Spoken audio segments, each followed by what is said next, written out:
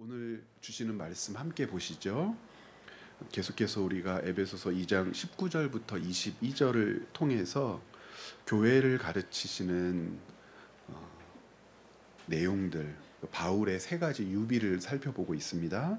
19절부터 22절까지 우리 한 목소리로 같이 읽도록 하겠습니다. 그러므로 이제부터 너희는 외인도 아니요 나그네도 아니요 오직 성도들과 동일한 시민이요 하나님의 권속이라. 너희는 사도들과 선지자들의 터 위에 세우심을 입은 자라. 그리스도 예수께서 친히 모퉁이 돌이 되셨느니라. 그의 안에서 건물마다 서로 연결하여 주 안에서 성전이 되어가고 너희 성령 안에서 하나님이 거하실 처소가 되기 위하여 그리스도 예수 안에서 함께 지어져 가느니라. 아멘. 우리가 지난번 에베소서 말씀을 살피면서 특별히 2장 19절부터 22절까지의 말씀을 살피면서 교회를 가르치는 바울의 세 가지 유비를 확인했었습니다. 설명은 두 가지까지를 우리가 마무리 지었죠.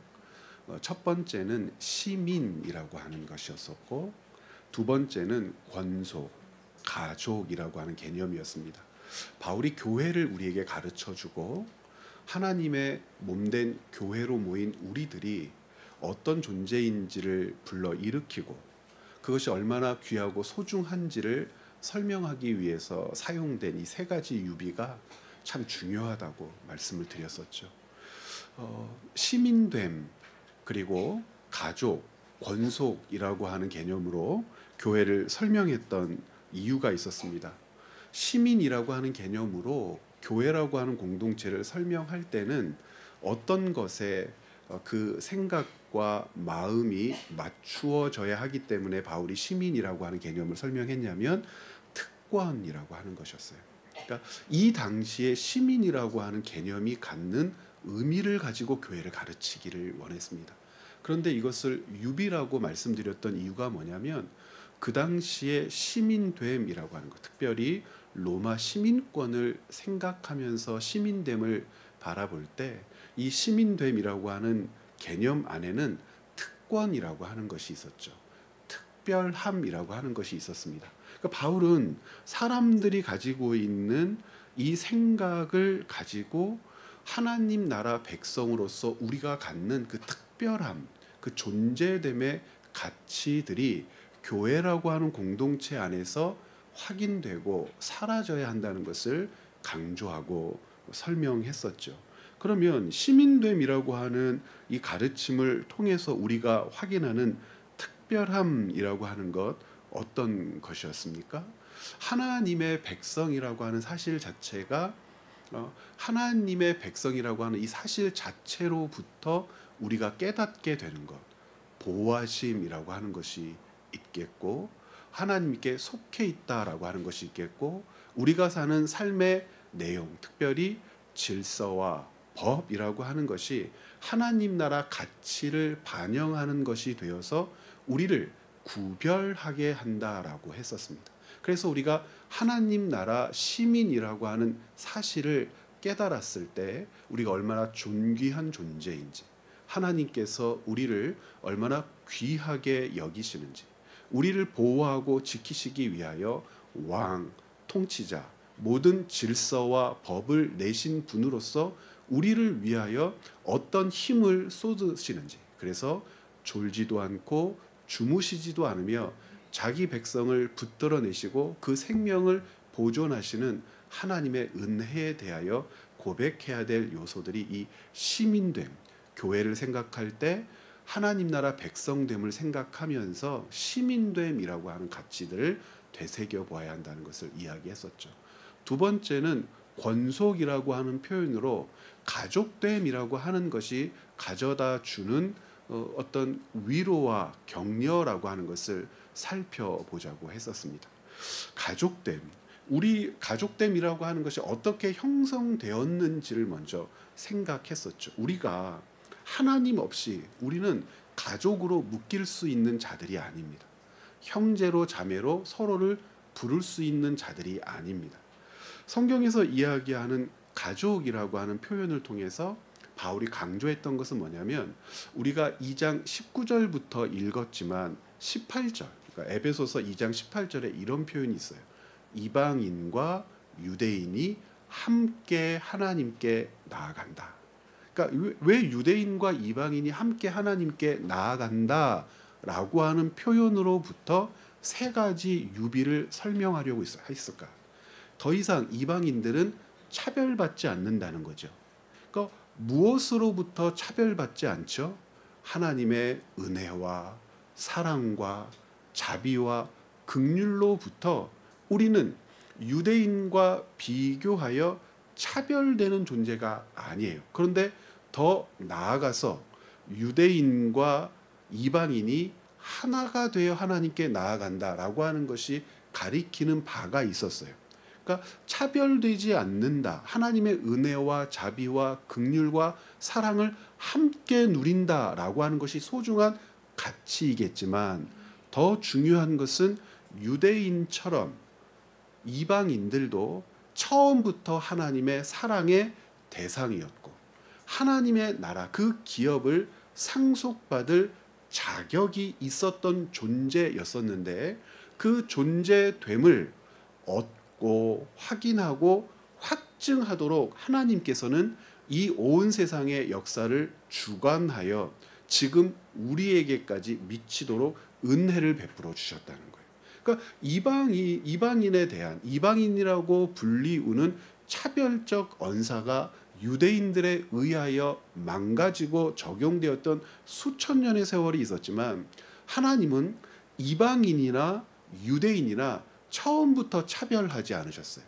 하나님의 은혜와 자비와 긍휼, 그 사랑 안으로 들어올 수 있도록 이 땅에 먼저 하나님의 은혜를 누리며 나아가 가도록 만들어진 존재가 유대인이었었죠. 그 유대인들이 그 책무를 다하지 않고 하나님의 말씀을 오해하고 잘못 적용하고 잘못 해석하면서 유대인들이 누려야 했던 하나님의 은혜와 자비와 긍휼과 사랑을 빼앗겨 버리거나 혹은 더디 발견하게 된 것이에요. 근데 빼앗겨 버리거나 더디 발견하게 된 것까지도 하나님은 당신의 성실함과 사랑으로 유대인들을 향하여 펼쳐내셨던 뜻을 더 강력하고 힘있고 능력있게 붙들어 진행해 오셨고 그 정점에는 언약의 성취의 당사자인 예수 그리스도가 계셨다는 거죠. 그러니까 유대인과 이방인들이 함께 예수 그리스도로 말미암아 하나님께 나아가게 된다라고 하는 고백을 통하여 권속됨을 누리게 되는 우리 입장에서 그 권속됨의 정점에는 차별하지 않는다라고 하는 것보다 더 소중한 가치가 있는데 우리는 하나님 나라의 상속자다라고. 유대인과 이방인이 형제가 되었다는 것을 가르치는 것이 에베소서 2장 18절의 핵심이 아니요 이방인과 유대인이 함께 누구의 형제가 되었다는 것이 에베소서에서 이야기하고 싶은 바입니까? 그리스도 예수의 형제가 되었다. 그리스도 예수의 형제가 되었다라고 하는 사실은 실질적으로 예수께서 가지고 계시는 영광에 참여하는 것. 예수 그리스도께서 누리시는 하나님 아들의 기쁨에 참여하는 존재가 돼요. 그 어떻게 참여하죠? 그의 나라를 예수 그리스도의 형제로서 상속할 자격이 주어졌다. 이게 가족됨을 통하여 알 수 있는 우리가 고백해야 될 교회의 영광과 가치였었습니다. 그러니까 한 걸음 이제 더 나아가서 교회를 가르치는 이 두 가지 유비. 첫 번째가 뭐였죠? 시민됨. 두 번째는 권속 가족됨. 그리고 세 번째로 제시하는 것이 성전이라고 하는 개념이에요. 교회는 성전입니까? 라고 하면은 많은 설명이 필요해요. 교회는 성전이 아니에요. 무슨 뜻이냐면 교회를 가르쳐서 성전이라고 부르는 것은 합당치 않습니다. 그런데 무엇을 성전이라고 부를 수는 있을까요? 지체 한 사람 한 사람을 가르쳐서는 성전이라고 불러요. 그런데 여기에서 생겨날 수 있는 논리적 오해라는 것이 있어요. 어떤 논리적 오해라는 것이 있냐면 교회는 성전이 아니에요. 그런데 교회를 구성하고 있는 지체들은 성전이에요. 교회를 구성하고 있는 지체들을 가르칠 때 우리는 어떤 고백을 가끔가다 하면 서로를 격려하죠. 당신이 교회라고 그러잖아요. 교회는 성전이 아닌데 교회된 당신은 성전이라고 한단 말이에요. 그럼 이 논리적인 오해가 생길 수 있습니까? 없습니까? 생길 수 있죠. 오늘은 그 문제를 한번 다루어 보려고 해요. 이 유비를 통하여서 왜 교회를 성전이라고 하는 개념으로 우리가 받아들여야 하나? 교회와 성전은 동일한 것이 아닌데, 그런데 동일한 것이 아님에도 불구하고 교회를 가르치기 위하여, 교회가 무엇인지를 가르치기 위하여 성전이 가지고 있는 요소로 설명해야 될 분명한 필요가 있기 때문이 아니냐는 겁니다. 그러면 조금 전에 우리가 살펴보았던 두 가지, 시민됨과 가족됨을 통하여 교회를 가르칠 때 교회의 무엇을 우리에게 설명하기 위함이었을까요? 교회의 의미겠죠. 교회라고 하는 것이 어떤 의미가 있는지, 상속이라고 하는 표현을 통해서 살펴봤던 것처럼 교회인 우리가 얼마나 크고 놀라운 가치 있는 존재인지를 설명할 때는 시민됨과 가족됨이라고 하는 표현으로 교회를 이야기합니다. 그러면 오늘 우리가 중점적으로 살펴봐야 될 성전됨이라고 하는 것은 무엇일까? 교회를 이루고 있는, 교회로 불리우는 하나님의 백성인 우리가 이 땅에 왜 존재하는지 그 목적을 설명하기 위해서는 성전이라고 하는 개념으로 교회됨을 가르칩니다. 그러니까 교회를 우리에게 가르칠 때 성전이라고 하는 유비를 가지고 와서, 유비라고 하는 말이 어떤 때 사용된다고 그랬죠? 동질성과 동일성의 요소가 있을 때입니다. 그 동질성과 동일성의 요소가 있다면 무엇과 무엇 안에서 동질성과 동일성의 요소를 찾아볼 수 있는 겁니까? 교회라고 하는 개념과 성전이라고 하는 개념은 그 안에서 함께 공유할 수 있는 동일성의 개념과 동질성의 개념이 있다는 거예요. 그러면 이 동일성과 동질성이 무엇인지 구체적으로 살펴보기 위하여 첫 번째로 우리가 서로 확인하면서 살펴봐야 될 요소가 무엇이냐면 존재할 가치가 있다는 거예요. 하나님께서 목적을 가지고 우리를 이 땅에 존재하게 하셨다는 거예요. 그러면 성전이 이 땅에 존재해야 될 목적을 알면 동일성적인 측면과 동질성적인 측면이 성전과 교회에서 발견된다고 했으니까 성전의 존재 이유와 목적을 알면 교회의 존재 이유와 목적도 편안하게 알 수 있겠죠. 그러니까 이 성전이라고 하는 이 내용을 자세하게 가르쳐 준다면, 아, 그래서 교회라고 하는 존재, 공동체가 이 땅에 있어야 하는구나 라고 하는 것을 알게 된단 말이에요. 그러면 성전이라고 하는 것이 어떻게 가르쳐질까? 여러분, 오늘 말씀 가운데 20절 말씀을 같이 한번, 20절과 21절까지의 말씀을 같이 한번 읽어보겠습니다. 너희는 사도들과 선지자들의 터 위에 세우심을 입은 자라. 그리스도 예수께서 친히 모퉁이돌이 되셨느니라. 그의 안에서 건물마다 서로 연결하여 주 안에서 성전이 되어가고 라고 했습니다. 성전이 되어가고. 이 성전을 가르치는 말이 두 가지 종류가 있습니다. 하나는 성전 그러면 House of Lord, 그래서 우리 주님의 집이라고 하는 개념으로 가르치는 성전 개념이 있고, 하나는 말 그대로 템플이라고 하는 단어로 번역이 돼요. 그러니까 성전을 가르칠 때 여러분들이 영어 성경을 이렇게 놓고 보면 우리말 번역은 다 성전이거든요. 그런데 영어 성경의 번역에서는 히브리어나 헬라어의 개념이 두 개이다 보니까 어떤 때에는 주님의 집, 주님의 거처라고 하는 개념으로 성전을 이야기하는 성경 구절이 있고요. 한 곳은 템플, 말 그대로 예배의 어떤 처소, 하나님께 올려드리는 예배의 장소를 강조하는 개념으로 성전이라고 하는 말을 사용할 때가 있습니다. 그러면 오늘 우리가 에베소서 2장 18절부터 읽어가면서 특별히 19절부터 읽어가면서 20절, 21절, 22절이 성전이라고 하는 것을 가르치는데 에베소서에서 이야기하는 성전은 둘 중에 뭘 얘기하는 걸까요, 여러분? 나우스라고 하는 단어를 우리말 성경에서는 성전이라고 번역했는데 헬라어 이 나우스라고 하는 단어가 헤이칼이라고 하는 히브리어의 번역이에요.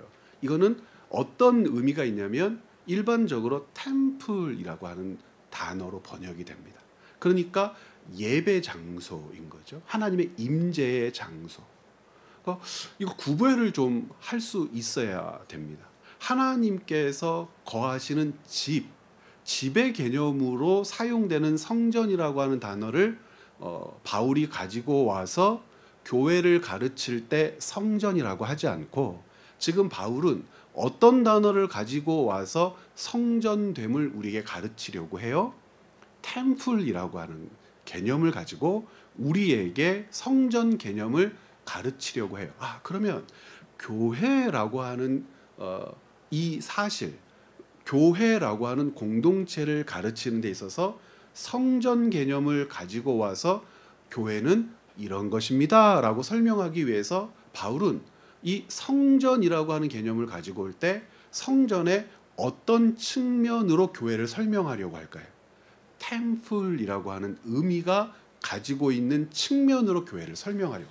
그럼 여러분 템플 그러면 우리나라 말로는 여러 가지로 번역이 되죠. 사원이라고도 번역하고 절이라고도 번역하고 교회라고 하는 공동체에서는 기독교 공동체에서는 이 템플을 성전이라고 번역을 한단 말입니다. 그러면 성전을 일컬을 때 템플이라고 하는 요소로 성전이 기록된 장면들에서는 무엇이 강조될 수밖에 없을까요?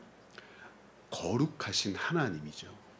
하나님의 능력, 하나님의 영광, 하나님의 통치, 하나님의 섭리를 일깨우고 하나님이 가지고 있는 그 속성을 가지고 일으키신 역사를 이야기해야 되는 장면에서는 하나님의 집이라고 하는 표현으로 사용하지 않고 하나님의 집이라고 하는 표현은 히브리어로 바이트라고 나와요. 성전을 이야기할 때. 그런데 바이트라고 하는 성전을 이야기하지 않고 하나님의 주권과 섭리와 통치, 하나님의 거룩하심, 하나님의 역사를 주목하게 하는 단어를 가지고 와서 바울이 성전됨을 교회됨이라고 설명하려고 한다면 도대체 이게 뭐냐는 거예요. 바울이 가지고 있는 성전에 대한 일관적인 관점이 항상 에베소서건 고린도전서건 갈라디아서건 등장하게 될 텐데 바울은 성전됨을 이야기할 때 헬라어로는 나우스예요. 그리고 우리가 상식적으로 조금 전에 이야기했던 것처럼 템플이라고 하는 개념으로 성전을 설명합니다. 대표적으로 이 에베소서의 이 장면과 고린도전서 3장에서의 장면이 대동소이해요. 에베소서에서는 조금 더 축약적으로 설명하면서 교회를 성전됨으로 설명하고 있다면 고린도전서에서는 조금 더 실용적이고 적극적으로 하나님의 백성인 우리를 성전이라고 가르치는데 이걸 한번 확인하면서 두 본문을 살펴봐야 될 것 같아요. 고린도전서 3장을 한번 찾아보시겠습니까? 여러분 교환에는 고린도전서가 아마 저 뒤쪽에나마 나와 있을 겁니다. 성경을 한번 찾아보십시오.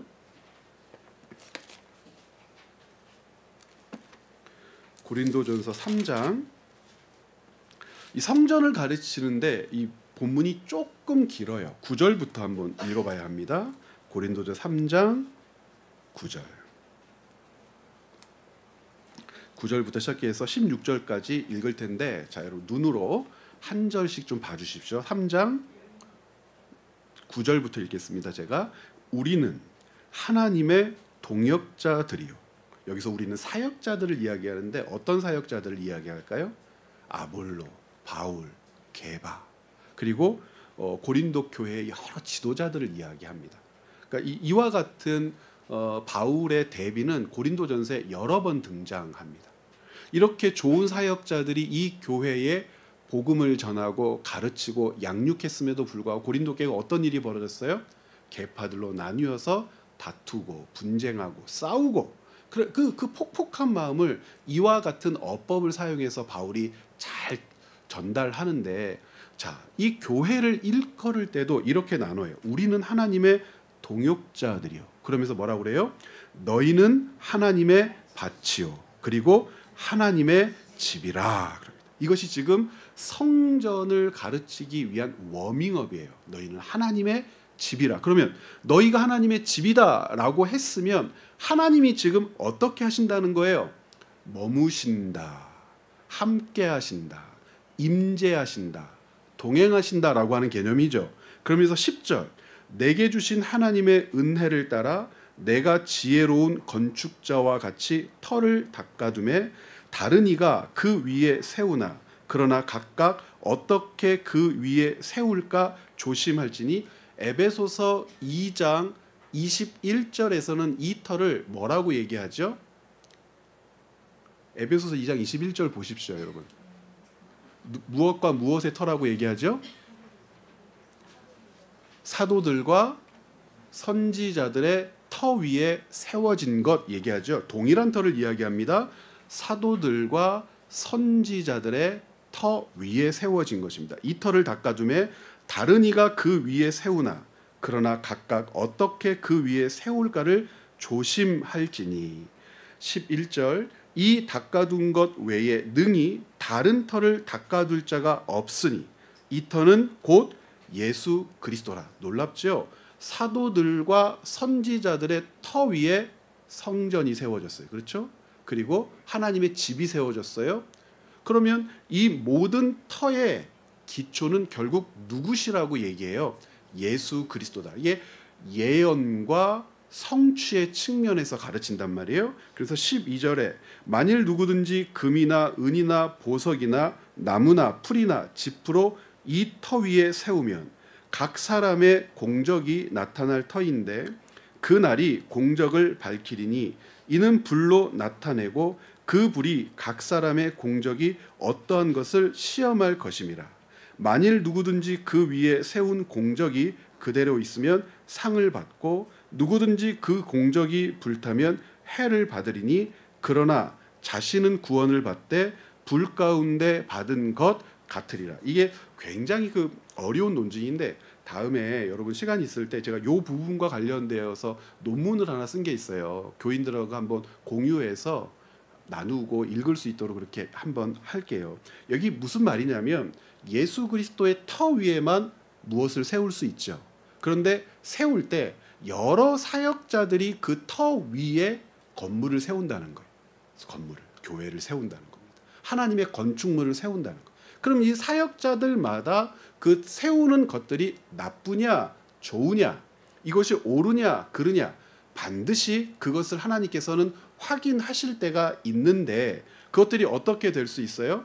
불타버릴 수가 있어요. 그 불타버리는 것으로 말미암아서 하나님께서는 그것의 옳고 그름, 그것의 바름, 그것이 하나님께서 원하시는 것인지 아니하시는 것인지를 밝히 드러낼 날이 반드시 올 거라고 말씀을 하십니다. 그러면서 15절 보면 이렇게 돼 있죠. 누구든지 그 공적이 불타면 해를 받으리니 그러나 자신은 구원을 받되. 여기서 말하는 자신은 누구냐면 사역자들을 가르칩니다. 사역자들의 헌신과 열심과 진실함이 있다 하더라도 그들은 성실하게 일했다 하더라도 그 교회됨이나 세워진 것이 바르게 유지되지 못할 때 사역자들을 하나님께서 뭐라고 하진 않으실 거라는 거예요. 성실함과 진실함으로 그 일들을 감당해내면. 중요한 것은 16절이죠. 그러면서 16절 같이 한번 읽어봅니다.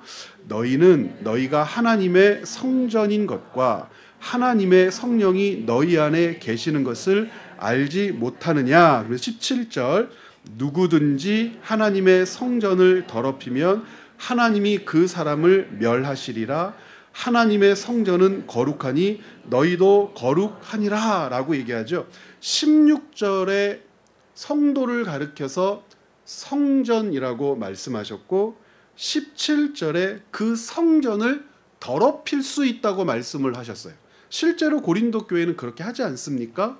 음행의 연고로 하나님의 백성이면서도 세상의 가치나 세상의 쾌락을 조차 하나님의 백성이라고 하는 그 부름 자체가 부끄러울 만큼 생활하고 하나님의 이름을 모욕했음에도 불구하고 그것이 어떤 잘못인지 어떤 죄인지 깨닫지 못하면서 예수의 이름을 욕먹이는 그런 일들을 하죠. 하나님께서 그렇게 절대 내버려 두지 않으시죠. 왜냐하면 그 성도 한 사람 한 사람이 무엇 되기를 원하셨습니까?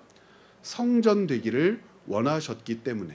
그래서 성전이라고 말씀하시면서 17절에서 강조하고 있는 것은 무엇입니까? 하나님의 성전은 거룩하다. 그러니 누구도 거룩하라고 말씀하세요? 너희도 거룩해야 하지 않겠느냐라고 말씀하신단 말이에요. 그러면 이 성전이라고 하는 이미지, 성전이라고 하는 것을 통하여서 가르쳐지는 교회라고 하는 것은 무엇일까? 첫 번째는 바울이 가르치는 고린도전서 3장 17절의 성전됨과 에베소서 2장 20절부터 22절의 성전됨이 다르지 않다면, 이 두 가지가 같은 성전됨이라면 하나님께서는 우리를 성전으로 일컬으시며 무엇을 기대하며 무엇을 바라보고 계실까요? 하나님의 거룩함을 보존할 존재로서 이 땅 가운데 내신 하나님의 사람들이겠죠. 그럼 하나님의 거룩함을 보존한다라고 하는 것은 도대체 무엇일까를 바울이 어떻게 설명하고 있어요? 다시 에베소서 2장 20절 앞으로 가서 한번 읽어보죠. 함께 읽어봐요. 너희는 사도들과 선지자들의 터 위에 세우심을 입은 자라. 그리스도 예수께서 친히 모퉁이 돌이 되셨느니라. 그의 안에서 건물마다 서로 연결하여 주 안에서 성전이 되어가고 너희도 성령 안에서 하나님이 거하실 처소가 되기 위하여 그리스도 예수 안에서 함께 지어져 가느니라. 우리의 성전됨의 핵심, 우리가 보존해야 될 그 거룩함이라고 하는 가치의 핵심은 누구에게 있지 않죠? 우리에게 있지 않고 무엇에 있습니까? 기초에 있고 모퉁이 돌에 있고, 우리라고 하는 존재를 통하여 만들어내실 하나님의 성전됨이라고 하는 것은 하나님께서 처음부터 기대하며 준비하시며 목적하신 바를 이루어 가신다라고 하는 것이고, 하나님께서 목적하신 바를 이루어 가실 수밖에 없는 이유는 예수 그리스도를 통하여 성취된 결정체로서, 성취의 열매로서 이 땅에 존재하게 된 성전이 누구니까 그렇습니까? 우리니까 그렇다는 거예요. 예수 그리스도를 통하여 존재된 성전이란 말이에요. 예수 그리스도가 없으면 존재할 수 없고, 예수 그리스도가 출현하지 않았다면 이루어 갈 수도 없고 이루어낼 수도 없는, 예수 그리스도를 통하여 이루어진 열매로서의 성전이기 때문에 하나님께서는 우리가 예수 그리스도의 그 토대 위에 세워진 성전으로서 그 역할을 반드시 감당해야 한다고 여기시고, 그 역할을 감당해내도록 격려하고 위로하고 가르치고 보살피고 권면하고 그리고 돕고 살피도록 우리를 무엇으로 만드셨다는 겁니까? 교회라고 하는 공동체로 모이게 하셨다는 겁니다. 그러면 교회라고 하는 공동체로 모여서 우리가 확인하며 잊지 않도록 서로를 격려하고 붙들어내도록 가르치고 용기를 주며, 그리고 그것을 이루지 못할 때에 격려해야 될 요소라고 하는 것은 하나님께서 예수 그리스도로 말미암아 이 땅에 내신 성전됨의 삶이죠. 성전됨의 삶에서 가장 중요한 가치는 거룩함이고, 거룩함이 이야기하는 것은 구별됨이라고 하는 겁니다. 구별됨이 가지고 오는 가장 중요한 의미는 무엇이죠? 구별됨이라고 하는 그 사실 자체가 가지고 오는 가장 중요한 의미요, 오른쪽이 있으면 왼쪽이 있다라고 하는 분명한 경계입니다. 섞일 수 없다라고 하는 분명한 경계입니다. 그렇게 살면 안 된다라고 하는 확정적 경계입니다.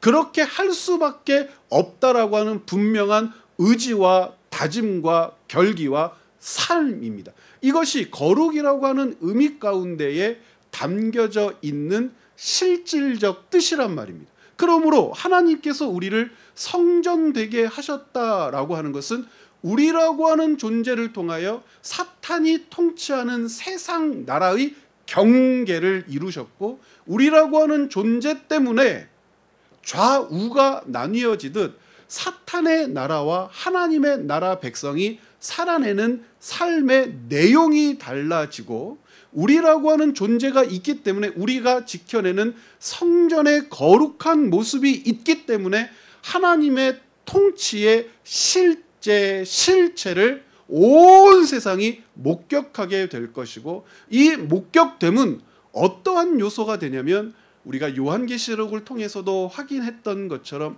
하나님께서 이 땅을 심판하시는 날 생명의 영광의 심판 부활로 부를 자들과 영원한 죽음과 영원한 저주와 영원한 심판으로 떨어질 자들을 구별할 때에 증인, 증거, 그리고 하나님께서 판결하실 때에 공의롭다 여겨질 기준이 누구를 통하여서 확인될 거란 말입니까?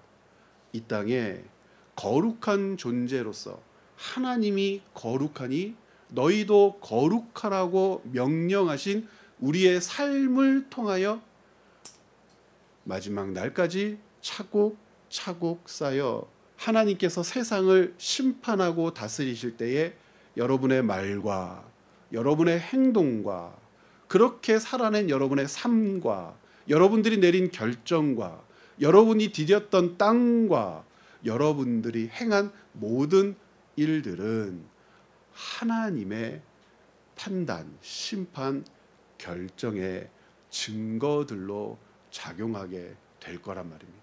그래서 교회를 무엇을 증시하는 공동체라고 고백했습니까? 하나님의 나라를 증시하는 공동체라고 얘기했습니다. 사람들은 몰라요. 왜 몰라요? 이 땅에서는 모두가 그리스도인이나 그리스도인이 아닌 자나 늙고 병들고 죽거든요. 모든 사람이 늙고 병들고 죽기에 모든 사람이 그 길로 간다고 확신하며 하나님의 존재와 하나님의 살아계심과 하나님의 통치와 섭리를 적극적으로 거절하든지 무지해서 모르든지 알려고 하지 않던지라고 해요. 그런데 그들의 몰랐습니다, 알지 못했습니다, 보지 못했습니다 모든 말들은 하나님의 심판대 앞에서 거짓으로 판명날 겁니다. 누구 때문에 그렇습니까? 알고 믿고 살아낸 이 땅에 성전된 하나님의 백성, 교회 때문에 세상 나라는 하나님의 역사의 심판대 앞에서 결코 무엇하지 못합니까? 핑계하지 못할 겁니다. 그러므로 교회라고 하는 공동체가 거룩함을 유지하며 성전됨을 살아가도록 격려하고 서로를 보호하고 권면해야 될 이유는 두 가지죠. 우리는 지금도 증인일 뿐만 아니라 언제도 증인과 증거가 될 겁니까? 마지막 날이에요. 그때도 증인과 증인으로 하나님께서 우리들을 부르시고 세우실 겁니다. 누구누구가 살아낸 삶을 통하여 볼 때 하나님을 외면하고 예수 그리스도의 은혜를 저버린 저들의 삶과 저들의 말과 저들의 증언은 거짓이다 할 때가 분명히 올 거란 말입니다. 중요한 것은 그렇게 마지막 날에만 증인이 되게 하신 것이 아니라 지금 오늘 우리를 거룩한 존재 성전으로 살게 하심으로 말미암아 구별된 하나님께서 우리에게 부여하신 증시하게 하는 삶으로 말미암아 돌아오는 자들이 있을 거예요. 회복되는 자들이 있을 거예요. 자기의 죄를 자복하는 자들이 있을 거예요. 우리와 같이 교회됨의 공동체로 묶여 우리가 걸었던 것처럼 예수 그리스도를 재료로, 예수 그리스도를 근거로, 예수 그리스도라고 하는 성취의 당사자를 영접함으로 말미암아 우리가 누렸던 은혜처럼 차별 없이 그들도 시민으로 권속으로 하나님 앞에 나오게 될 겁니다. 이 두 가지 분명한 사명과 감당해야 될 역할이 지금 우리에게 주어졌다고 할 때 우리를 가르쳐서 나우스, 하나님의 거룩한 성전이라고 이야기하는 것이죠. 그 성전됨의 삶을 살아가도록 격려하며 묻고 권면하고 응원하고 지지하고 칭찬하고 그리고 가르치고 살피며 돕는 공동체, 여기를 우리는 뭐라고 부릅니까? 교회라고 부르고, 그래서 그 교회를 다시 지체라고 이야기하는 겁니다. 늘 우리가 설명하고 이야기하는 대로 지체가 지체를 돕는다는 것은 당연한 것이죠. 그런데 지체가 지체를 돕는다는 것이 너무나 당연하다고 얘기할 때 우리가 놓치지 말 것, 자기는 자기를 돕는 게 아니에요. 무슨 말이냐면 오른손은 오른손을 돕지 않습니다. 오른손은 왼손을 돕습니다. 오른손은 무엇의 도움을 받습니까? 왼손의 도움을 받습니다. 즉 지체됨이라고 하는 것, 교회됨이라고 하는 이 가치를 통하여 성전됨을 살아가려면 왼손이 없으면 안 돼요. 누구에게는요? 오른손에게는요. 발에게는요. 손이 없으면 안 돼요. 손에게는요. 팔이 없으면 안 돼요. 손과 발이 생명력을 가지고 역동적인 역사를 감당해내는 이유는 생명의 본체신 예수가 이 교회의 머리이시기 때문이고, 예수가 교회의 머리 되신다라고 하는 말과 예수가 교회의 기초가 되신다는 말과 사도와 선지자들의 터인데 그 터는 곧 예수다라고 하는 모든 말은 같은 말이에요. 예수 그리스도로 말미암아 그러므로 교회의 모든 구성원 지체들은 무엇을 공급받습니까? 생명을 공급받으며 예수가 너에게 생명을 공급하시는 주시다라고 하는 사실을 오른손이 왼손에게 가르쳐주는 공동체, 왼손이 오른손에게 가르쳐주는 공동체, 손이 발에게 가르쳐주는 공동체, 그러므로 성전됨을 잃지 않도록 붙들어주는 공동체, 이 공동체를 우리는 교회라고 부른단 말입니다. 그러므로 교회를 성전됨이라고 하는 가치로 설명하는 것은 너무나 타당하죠. 그래서 여러분 한 분 한 분을 성전이라고 부르는 것은 옳고, 우리 성전됨을 된 하나님의 백성들의 이 공동체를 가르쳐서 교회라고 부를 때 정리하면 두 가지 의미들을 분명히 확인할 수가 있습니다. 교회는 한 지체 한 지체가 성령께서 머무시는 성전됨을 살아가도록 모든 지체가 그 한 지체를 돕습니다. 이해하기 쉽게 오른손이라고 이야기하고 왼손이라고 얘기했지만 한 지체가 성전됨을 잃지 않도록 한 사람만 한 사람을 돕겠습니까? 아니요. 모두가 돕습니다. 지금 우리가 그 일을 현재도 지금 이 자리에서 하고 있는 것 아니겠습니까?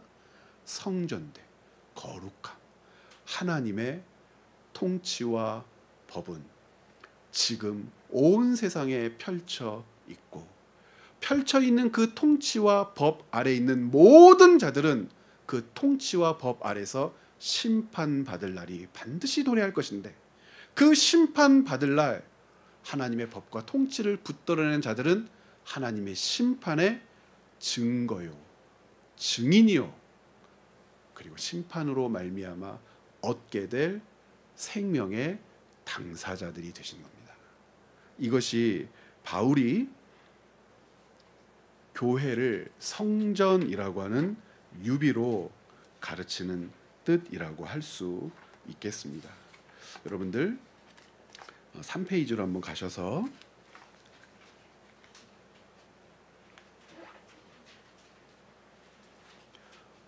두 번째 단락을 읽어보도록 하겠습니다. 예수 그리스도의 오심은 혹시 찾으셨습니까?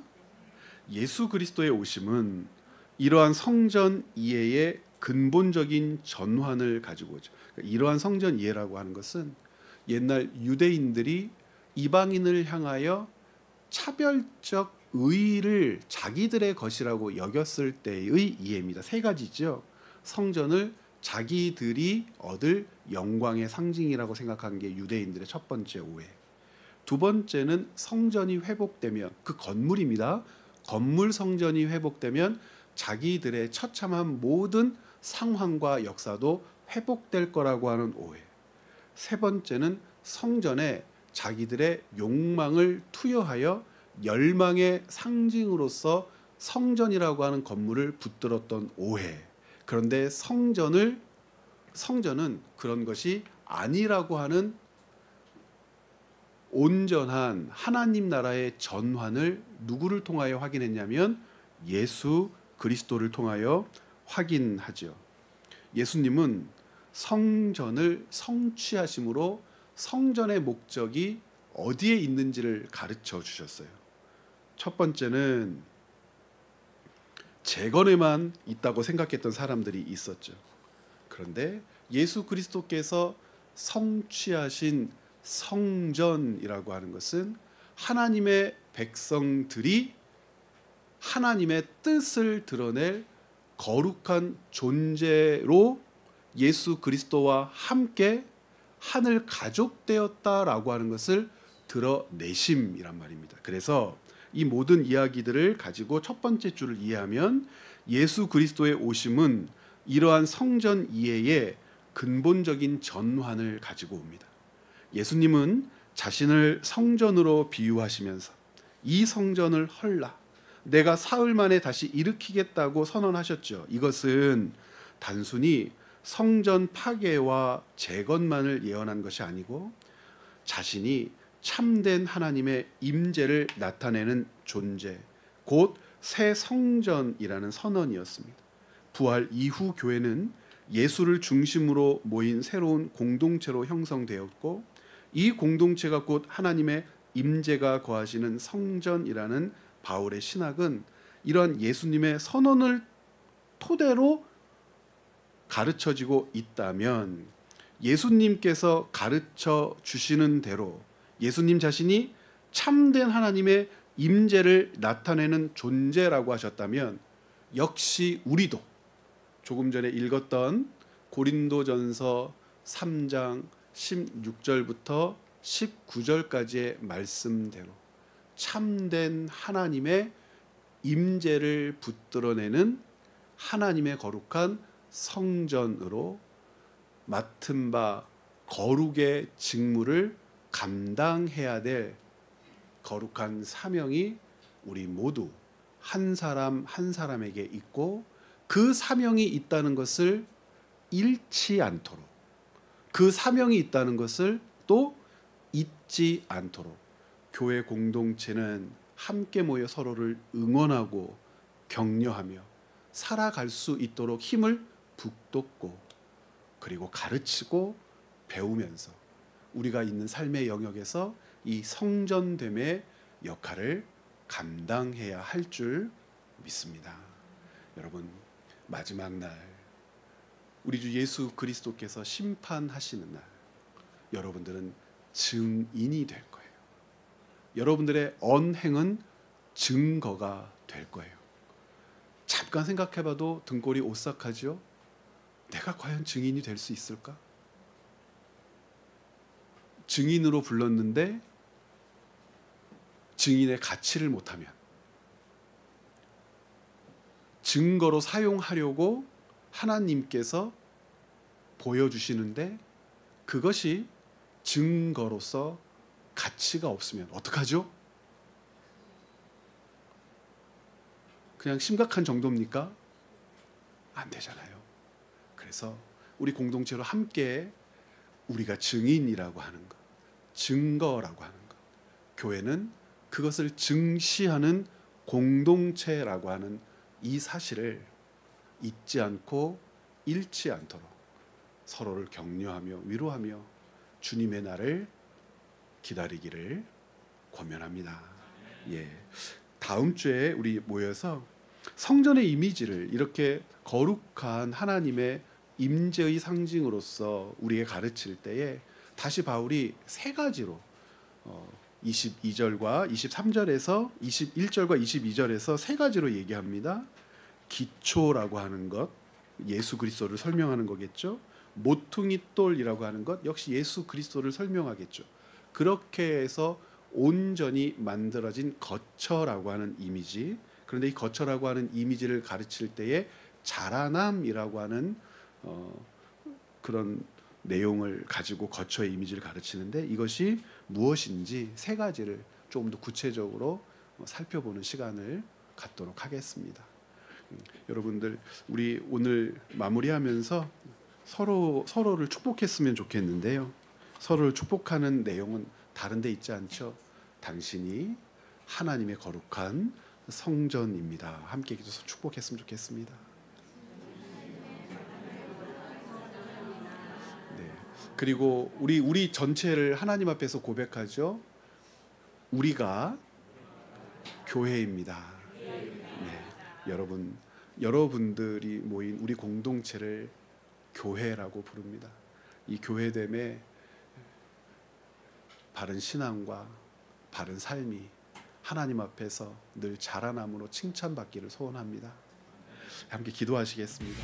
제가